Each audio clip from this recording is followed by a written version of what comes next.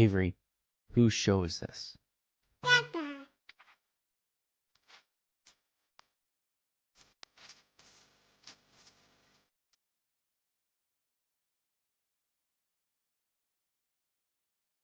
And we're live. Welcome, everybody, here to the Lakers Lounge podcast. I'm Anthony Irwin, Senior Lakers Insider for Clutch Points. And today on the show, well, we don't have too much to talk about. The NBA pretty much took the night off as the college basketball national championship is currently being played while I'm on the air. I'm sorry. I know there's a lot of competition for this nowadays. But the worst sports take that I regularly hear is, yeah, I just prefer college basketball to pro basketball. It's the worst sports take, period. And it's usually racially tinged. but anyway, yeah, that game is going on in the background. I've been kind of glancing at it while I've been preparing for the show. Today on the show, as far as the Lakers go, it would appear that they are getting ready to punt against OKC. I'll show you guys the injury report heading into tomorrow night's game. It's the second time they'll be playing OKC in 3 nights, so I think it's smart for them to do that. I think the game in Dallas on the second night of a back-to-back is a factor.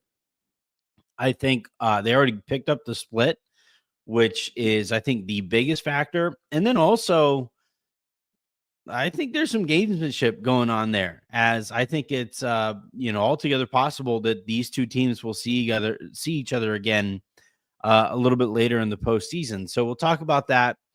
We'll talk about that game in Dallas. Luka Doncic is getting ready to make his return to Dallas for the first time since they traded him away. I'm actually going to be going to that game. Found out today that the credential came through. Shouts to the Lakers for that. And I will be heading to Dallas. It's like a 3-hour drive. So I'll be heading to Dallas and watching the game there in person. So I will, prep some content for you guys for that. And then, maybe ask a couple of questions, put that here on the channel as well. And then I'll rush back to the hotel after the game and break it down a little bit later in the evening than I normally would, because it's a little bit further to get to the hotel to do a game, to do a show after a game. It takes a little bit longer to do that than it does to walk from my living room to my office and hit record. So that'll be the plan Wednesday night. And then, and then for the rest of the show, after I talk about all of that good stuff, we will go ahead and answer all of your questions. The best way to leave your questions and make sure that they get on the show is to leave them in the form of a 5-star review on iTunes. Didn't see any in the mailbag today, so there is plenty of room there for you to leave those questions there as well. We also have a Discord that I will check from time to time. I have it pulled up here. I have a few that I haven't been able to get to that date back to February that I think are still pertinent. So I'll go ahead and answer a few of those. And then if you guys leave any questions or comments over the course of the show, I'll keep an eye on the comment section to get to as many of those as I can as well. So without further ado, please hit that subscribe button. Please hit that like button. Please hit that share button and tell your friends about the show. And then if you guys are listening to this in the morning via podcast, hit that subscribe button wherever it is that you get your podcast, preferably on Odyssey. And let's go ahead and dive on in. So here is the injury report for tomorrow night in OKC.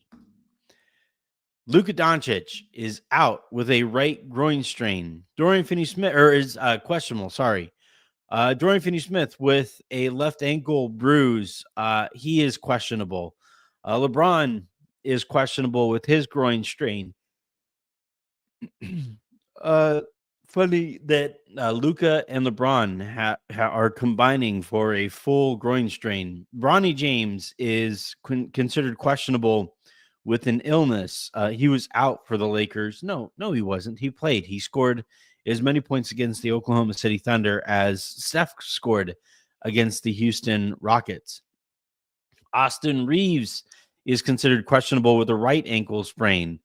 Gabe Vincent is dealing with a left knee bruise as well. He is considered questionable. Rui is out on the front end of a back-to-back, and then Kleba is out and will be out, I believe, through the rest of the season as well. So that is the kind of report that you throw out there. Let me just make sure about this game really quick. Tomorrow, is it a okay? Yeah. All right. So it's not a nationally televised game, but this is the kind of thing that the Lakers would, or a team would do, in preparation for benching a bunch of their guys. And excuse me, man. Yeah, I think with the game the night after, and with all of the emotional stakes in that game, wanting to be just a little bit fresher for that one makes a whole bunch of sense. The other thing too is the Lakers earned themselves the right to do this by picking up the split on the first game that they played against OKC. Had they lost that game, there's probably a good chance that they would not be approaching this game in the same way. Oklahoma City, it would appear, they are getting ready to play their full. Yeah. Jesus. All right. They're getting ready to play their full, group, and they are getting ready to, try to go out and win that game. So it is very clear that the Lakers have their sight set on that game in Dallas. They want to they have the opportunity because they have a bunch of tiebreakers against the teams that are behind them in the standings, and they are one game up in the loss column over some of those teams. While the Lakers play OKC tomorrow, you'll also have Golden State is in Phoenix. That is probably a win for Golden State. And then you have the Clippers playing at home against San Antonio. That's probably a win for the Clippers. The Minnesota Timberwolves are playing the Milwaukee Bucks. The Bucks are fighting for a playoff spot against the Detroit Pistons, so that'll be a closely contested game. You have, and then I think that's Memphis is playing Charlotte. I would say normally that would be a win for Memphis just pretty easily, but Memphis has been playing so bad lately that I don't think you can actually just pen that in as a win. So I think there's a good chance that the Lakers will be tied in the loss column with at least a couple of those teams after tomorrow night's action. But it's the kind of thing that, like, if they were already tied and they would be risking, being down in the loss column to some of these teams, then I think the Lakers would rethink their approach. But as you would be tied and as you have these tiebreakers, that allows you to play this a little bit differently. That does, however, if the Lakers do punt this game, that does mean that they have to go out and really buckle down for the rest of the season here. And I'm looking specifically at that Portland game. Now it's the last game of the season, and you never know what the situation might be when you get to that game, but that feels like the game that I'm the most nervous about. They play Houston. I'm not as nervous about that.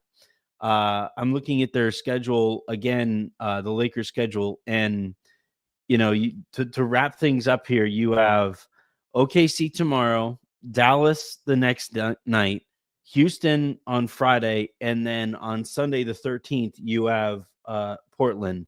And of all of those games there, I'm not counting OKC because it seems like the Lakers are going to punt it. But of the games that are listed there, the one that I'm actually kind of most nervous about is that stupid Portland game. Portland has been playing a lot better than you think. It is at Portland, which is always a difficult place for the Lakers to play. It's a 2:30 in the afternoon game, West Coast time, or no, it's a 12:30 in the afternoon game, West Coast time. So that'll impact the Lakers' approach to the game as well. That's the one that I'm like, I have kind of circled, and I'm saying, please don't do something dumb in that one. And if the Lakers did kind of buckle down and try to win tomorrow night, that would give them the opportunity to lose one of the dumb ones a little bit later in the year. But and look, that game in Dallas, that's going to be an emotional game. Obviously, you have Luka and his return to Dallas, and he might score 82 points on Dallas in that game. But you also have a proud Dallas team that is hearing about the fact that Luka might drop 82 points on them. They are also they've been hearing ever since the trade that I can't believe they traded away the only way that the Mavericks have any chance at winning consistently in the NBA. And Anthony Davis has been constantly hearing ever since the trade that the return for Luka, that's one of the worst trades of all time. That would inherently mean, therefore, that that they're calling him the worst return that Dallas should have gotten for him. So that's going to be an interesting game. And again, I'll talk in a second about the setting that I'm kind of looking forward to as I head over there. But that'll be interesting. And then really quickly before I do move on to Dallas, there is one more factor in the OKC Lakers thing that I do really believe is played a role in the likely decision to sit everybody tomorrow night. The Lakers beat the ever-living piss out of the Oklahoma City Thunder the other day. And the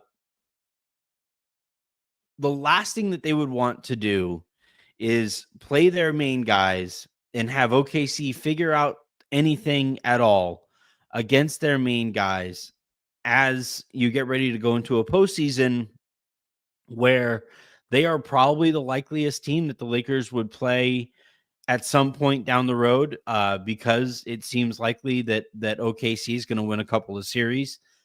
And if you feel like there's a chance or a good chance that you're going to see that team down the road with crazy stakes involved the next time that you see them, then it makes a whole bunch of sense basically to be like, you aren't learning shit about us. We will throw out our G League team and we will happily take this loss to you guys. If it means that you won't have any tape of you looking comfortable against us now that we have Luka. And you know what? As I'm saying this as a former coach, I respect it. I remember when I coached in high school, everybody has their and when I played in high school, everybody has their summer league that they play in, and they have their spring league that they play in, and then you have your preseason games that you play in and all that stuff. And a lot of those things take place locally, and you would wind up seeing a lot of the teams that are in your league in those games. And I remember, very purposefully, one, putting multiple people in the stands with camcorders and stuff to remember camcorders, but making sure I get as much tape as I possibly can on those teams and what they're getting ready to potentially run. And then I would also make sure that I ran the most vanilla versions of my offense. And it got to the point where I almost would just roll the ball out there and say, like, you know what, guys, just go have fun. If it was a summer league game and I didn't, I would have rather, not have them get any tape on me, or their team playing against the stuff that I was running. I would just roll the ball out there and I'd say, you know what? It's a summer league game. Let's just mess around a little bit, have a little bit of fun. You feel like you want to shoot threes this season? Fire away, starting center. You feel like you want to work on your post up game, point guard? You know what? Sure, why not? Let's post you up in a couple of possessions. I just and I really think that a part of the Lakers' decision here is nope, no. You all these teams have plenty of tape on everybody. That goes without saying because of how the how extensive scouting is for most teams in the NBA. But it's different to have information that you can glean directly from your team playing against that team.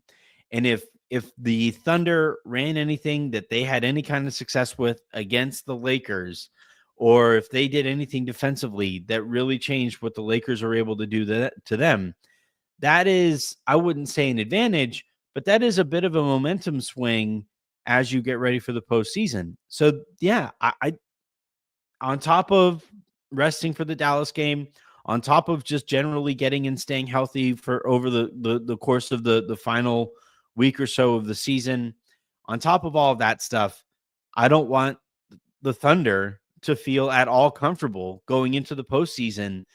In the very likely event that the Lakers see them, whether it's in the second round or in the Western Conference Finals, I don't want that team to have any tape of them looking comfortable against the Lakers coming off of that absolute ass kicking that the Lakers gave them over the weekend.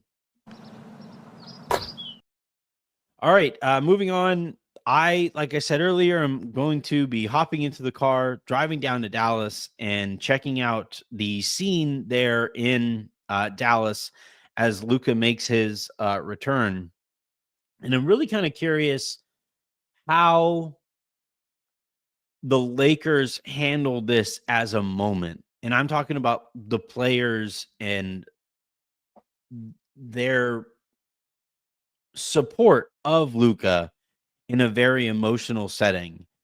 It is going to be loud. I'm really curious also how the Dallas fan base handles this. Sports are funny because just based on the reaction to this trade at every step to this point, you would think that there are going to be a lot more Lakers jerseys and Lakers Luka jerseys than Mavericks jerseys in that arena. But it's also funny. Sports are funny because even if you intend to do something, when you actually get into that situation and the team that you have spent your entire life rooting for is in a close game, you're going to root for your team. I remember this with Kobe, the year that he had his trade demand, and he went on ESPN and said that he will play anywhere, that he would even play on Pluto. He said that, I believe, on Stephen A. Smith's failed show, like way back in the day. And so anyway, fast forward to opening night, and Kobe gets booed. I don't know if, I should have maybe pulled it up. I didn't really know that I was going to go here, but Kobe got booed at the beginning of that season because of the way that he handled that offseason, where he demanded a trade. He had that infamous clip of him in the parking lot, telling the Lakers to trade Andrew Bynum for Jason Kidd. He obviously had that infamous clip of telling Stephen A. Smith that he would play anywhere, that he would play on Pluto. He met with Dr. Buss, who told him, the Lakers were ready to trade him, but then he nixed the trade because he wanted to play with Luol Deng, and he didn't want the Lakers to trade him to Chicago with Luol, without the ability to play with Luol Deng. So it was an ugly summer there for Kobe, and he comes in, and the Lakers crowd there boo him on opening night. or the Lakers' first home game that season. And by the end of the game, because sports fans are incredibly fickle, they were giving him MVP chance. Like, he played really bleeping well. And if you guys remember, that was a pretty good Lakers team. That team made it all the way to the finals that year. And so, like, the Lakers were winning and Kobe was playing really well. And you went from booing this guy at the beginning of the game to giving him MVP chance at the end of the game. And I think Dallas fans might be going into that game tomorrow or Wednesday saying, no, fuck that team. I hate the Mavericks. I'm going to be rooting my ass off for Luka. But then they're going to see those Lakers jerseys. And if that game is close, it's going to get loud. And a lot of those fans who go into it saying, like, no, I hate the Mavericks now. I'm a Luka fan now. I'm a Los Angeles Lukas fan now. And then that moment comes, and it's gonna, if it's a tight game, just you wait. It's gonna get loud, and those Dallas fans are gonna be rooting for their team because that's the habit there. And Luka is no longer on their team, especially, by the way, if he spends half of his game screaming at Mavericks fans about how thoroughly their favorite team screwed up by trading him. They know already. So that game is going to be really interesting. I can't wait to be in the building for it. And I can't wait to be in the city for that game as well. And I'm going to try to put together some really cool content here for you guys. That, again, you won't miss if you guys are subscribed to the channel, www.youtube.com/@LakersLounge. Hit that subscribe button so that when that content drops, you'll be right there to see it. All right, let's dive on in to the questions here. I'm going to start actually with the Discord, which I guess I could put the link to. So Lakers Lounge, invite people, copy. Here is the link to the Lounge Discord in case you guys want to come and join the conversation there. All right. So, and I don't reply to say every comment, but I do get a notification for every single comment that I get there because I do want to see what you guys are talking about. So, it's a very active channel. It's a really fun channel to be a part of. And here are some of the questions that we have from said channel. This is from back in February. Jalen6724 wrote, how would you rate the coaching staff at this point in the season? What have you liked and what do you think can improve? Fun question. I think overall, it has been an overwhelming success for JJ Redick and the rest of the Lakers coaching staff. You look at the fact that the Lakers already have 48 wins, the fact that they could win 50 this year. You compare that to last year, where, the Lakers finished last season with 47 wins. So they've already exceeded the win total this year. And there isn't like an outright mutiny in terms of what the, what players and their camps are saying about the head coach and the coaching staff. That's a lot better, a lot more positive in that regard. And then you also add to it that a rookie coach has been able to, for the most part, I do think that occasionally you see some bad habits pop up from Luka and LeBron where they look over and it's a close game late and maybe the moment calls for them to run something and they kind of just say like, no, we got this. I don't love those habits. Sometimes it works. Sometimes it doesn't. I just don't love the habit. And I think next year the Lakers will probably improve in this regard. But overall, JJ Redick as a rookie coach has done phenomenal. It'll be really interesting to see how the Lakers handle their coaching staff this summer. If they lose anybody, if the, if they just make the decision to maybe upgrade with a couple of guys or people.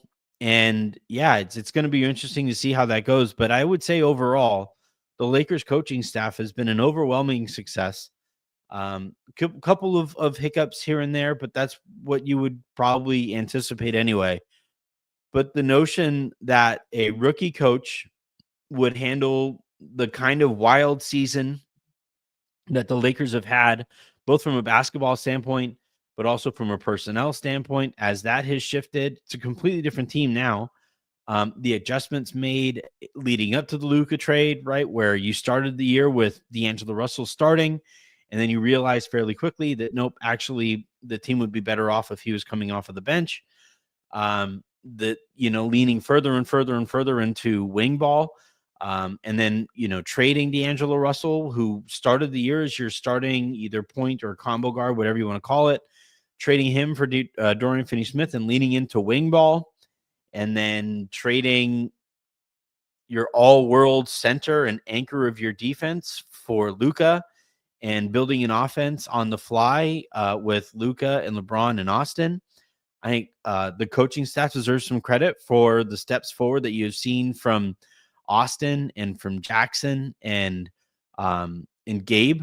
Also, I think it's been a very good season here for this coaching staff. And, it's funny because after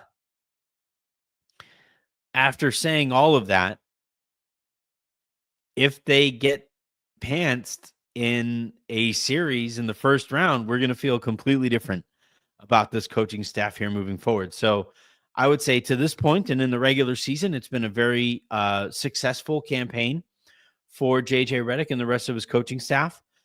But all of that changes depending on how the playoffs go. And, it's going to be really interesting to see how they handle that situation as teams make adjustments against them and as they make adjustments as need be against those teams over the course of a series. So, congratulations on a really fun regular season and congratulations on a really successful regular season. Your reward for it is even more pressure and even more scrutiny in the postseason. Next question here comes from Pie Maker, writing, will the Lakers ever sign Jordan Goodwin to a standard contract? So that was written, or that question was asked on February 23rd. I would have told you then that, yes, that is eventually going to be the plan. I told you guys for weeks that is eventually the plan for Goodwin. And lo and behold, he was converted. Now, as far as Jemison and Koloko go, I don't think either of them are being converted. I think the Lakers are comfortable with Jackson Hayes.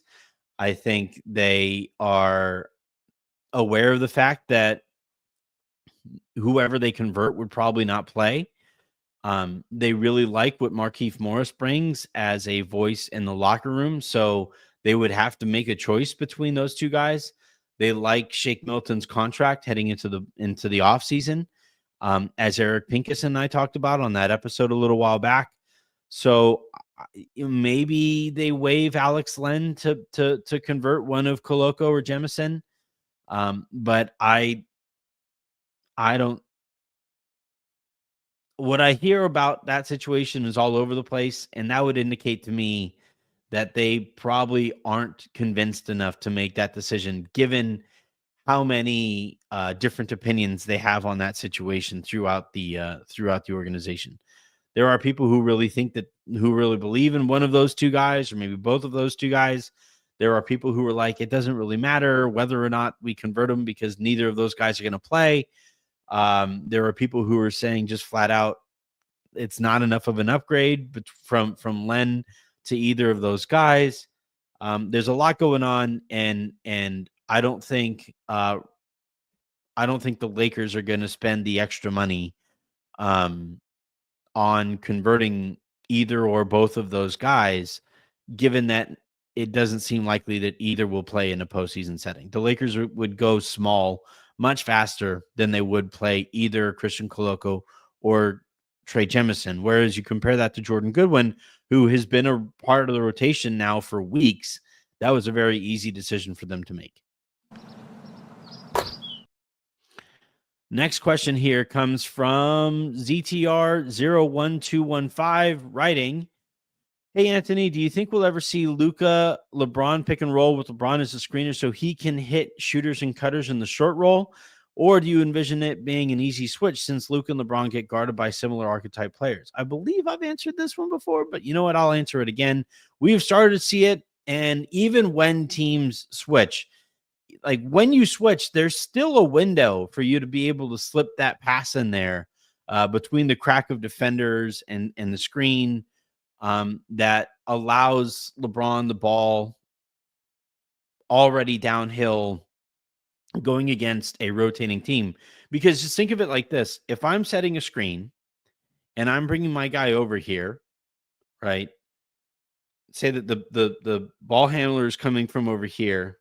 Luka's going to dribble to his right. So my left shoulder is up top and Luka's going to go around the screen here. When they switch, that player who was guarding Luka was on this side of me. I'm facing the player who I'm setting that screen against, which now means if I just pivot, now I have that player on my back. That player is now on my back and I can show myself to the ball. And even given that it's a similar player and some of these wings, right? If it's Boston or OKC or Houston, little bit Golden State was really good with this too.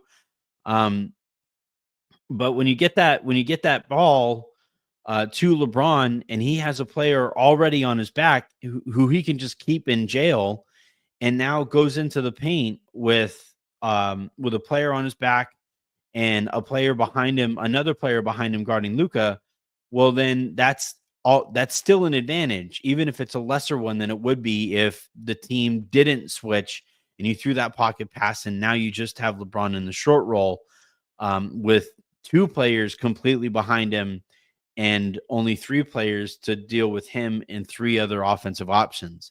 So I still think it's worthwhile for the Lakers to run pick and roll with Luka and LeBron, just because you want to force these, like the whole point on offense a lot of times is force defenses into tough decisions.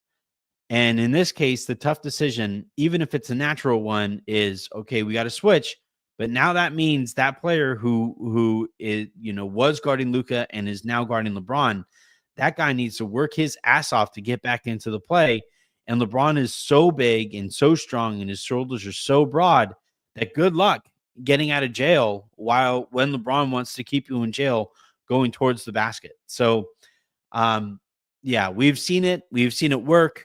I don't think it's going anywhere. It'll be a steady part of their offensive diet all the way through the entire time that those two guys are teammates. And some teams are going to be better at dealing with that pick and roll than others. The other thing too is when you run that pick and roll, the rest of the defense has to pay so much attention to it that, and Luka is so good at skip passes that as soon as LeBron sets that screen, even if a switch happens, and as that weak side defender closest to the screener there, usually guarding Austin in this situation, that guy is going to pinch in, or the guy from the corner is going to pinch in to try to help in case LeBron puts the guy who was guarding Luka into maybe I'll break this down for a film session, but essentially somebody from the weak side is going to have to pinch in. And when Luka sees that player pinch in just a step too far, he is going to rise up.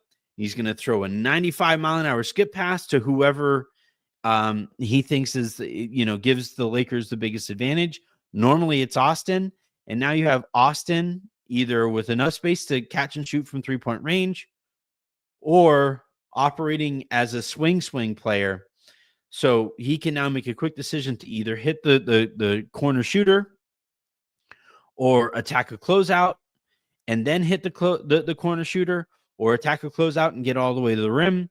Or if Luka wants to skip straight over Austin because he sees that they're pre-rotating to get to Austin on that swing possession, now Luka is also adept at making that pass all the way to the corner, where it's usually like Rui or Gabe or Dorian standing there, and that's typically buckets there for the Lakers as well. So I still say, even if teams are going to switch in those situations against the Luka and LeBron pick and roll, there is still so much that has to go on across that defense so that the switch is still effective, that it's totally worthwhile to set that pick and roll, either put LeBron in space, or maybe the there's some miscommunication on this on the switch, and now Luka gets to turn the corner himself, or you get that skip pass to either Austin or directly to a corner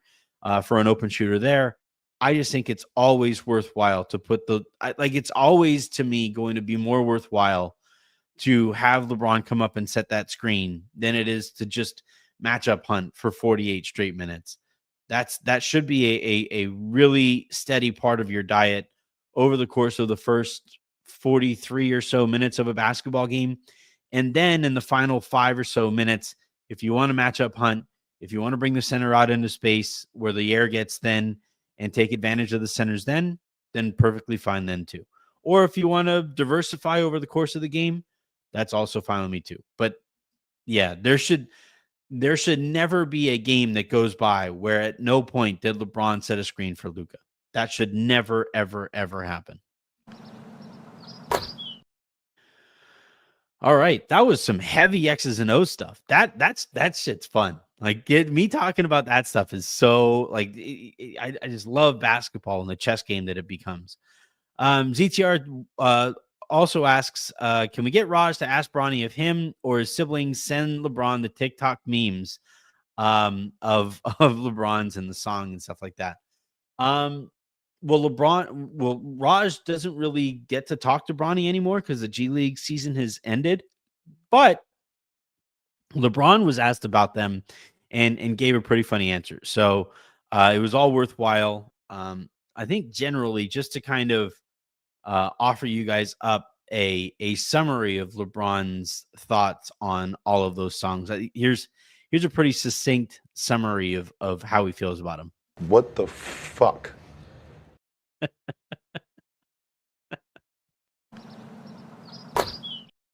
All right, let's scroll up here and see what questions you guys have here. Let's see. Dress the Legend, need to avoid the Warriors in the first round. Yeah, they're one of those teams that I would rather see somebody else take care of. I just don't want to see Steph in a series. I'm good. He's terrifying, and he can single-handedly swing the math against you in ways that's just impossible to overcome. And I'm good. I don't want to play against Steph and like have 43 minutes a night of Steph Curry, especially now that they have another playoff performer like Jimmy on that team. Nah, because he's going to have a big game too. And then now you're talking about a big Steph game and a big Jimmy game. And now if you have like a random Pods game or Kuminga game, now all of a sudden you have to, win in a game 7 against a team with that kind of variance. Nope, I'm good. I am good. I will let Aaron enjoy the Warriors postseason run going up against other teams, in my opinion. Let's see. Keep on going here.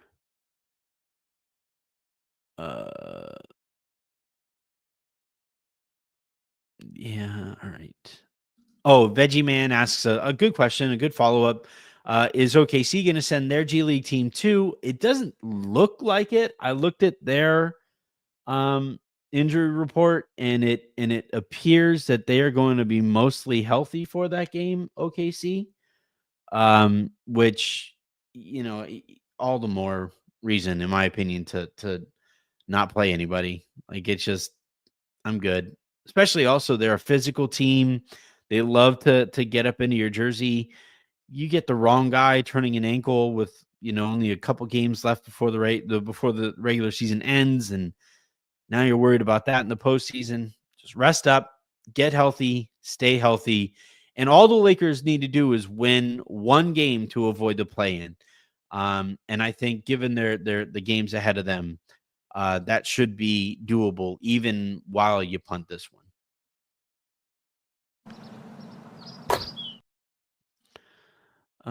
Let's see.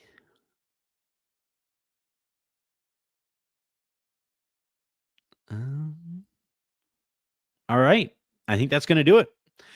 I don't believe I'm going to do a lowdown today because nothing really happened. The only games in the NBA tonight were Sacramento and Detroit and Philly and Miami. So Philly and Miami, both those teams are tanking. And then Sacramento and Detroit. Sacramento, I believe, is going to wind up getting the 10 seed. And that doesn't really impact the Lakers because the Lakers, I don't think are going to get the one or the, well, they aren't going to get the 1 seed, and I don't believe they're going to get the 2 seed either. So, yeah, I think this is going to do it here for this episode and tonight's episodes here of the Lakers Lounge podcast, I guess network now. And until tomorrow, when we will be live right after the game against OKC and all of the action throughout the NBA, I'm Anthony Irwin saying, have a great rest of your day. Make somebody else's, and I'll talk to you tomorrow. Subscribe, like, rate, review, all of those good things. And I'll talk to you tomorrow.